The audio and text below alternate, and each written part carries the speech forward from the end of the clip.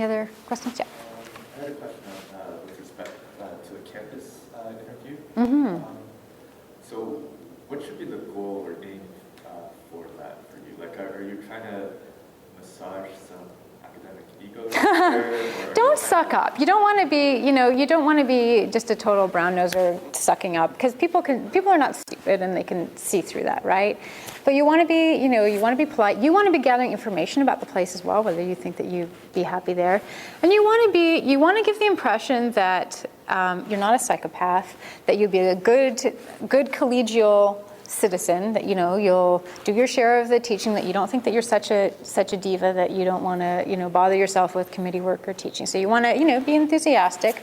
You don't want to be so like over the top, you want to be animated in your job talks. You don't put people to sleep, but not so animated that you scare people. I have actually seen job candidates scare people, where they were so caffeinated and so animated that people were sort of, trying to sit further and further back for the talk as this person was kind of invading their space. And that person did not get offered a job, like they sort of scared people.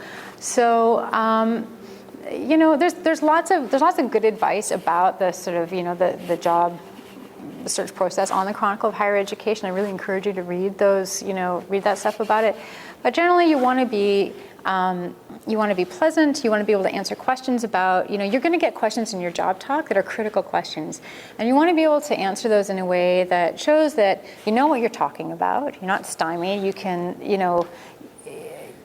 you can address issues with your research in a way that is not defensive, and you don't want to be just a kiss up, but you also don't want to offend people or be confrontational. There's, I've been to job talks where somebody asks a question and it's kind of, it's kind of an out there question, or it's not a good question, and the person's like, I don't think that that's a good question. I mean, that's just, that candidate was a superstar candidate and, got the job. But people thought he was arrogant and were pretty hesitant, there are a lot of people that weren't happy about that because they just thought,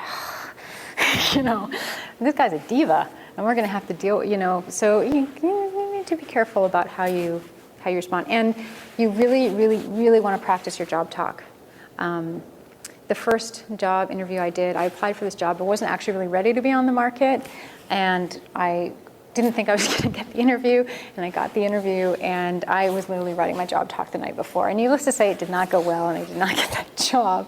So you really, you need to get it done ahead of time and be polished and practice the questions and all of that. Yeah, for sure. Do you give the same talk at every interview? Probably, but not necessarily.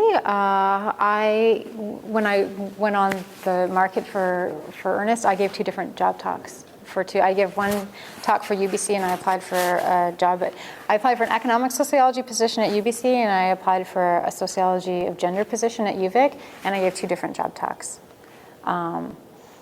So, yeah.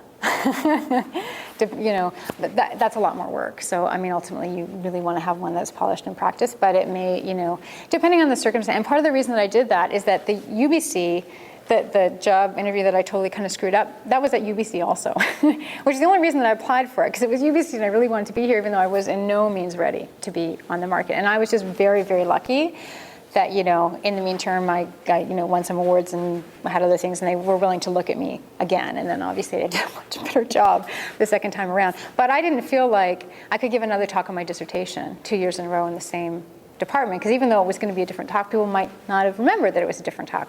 So for UBC, I gave a talk based on a different paper, a totally different research project and publication. But that was because I had already interviewed there the previous year. Yeah, so... most of the time you'll give the same talk, but there may be circumstances in which you'll have to have more than one.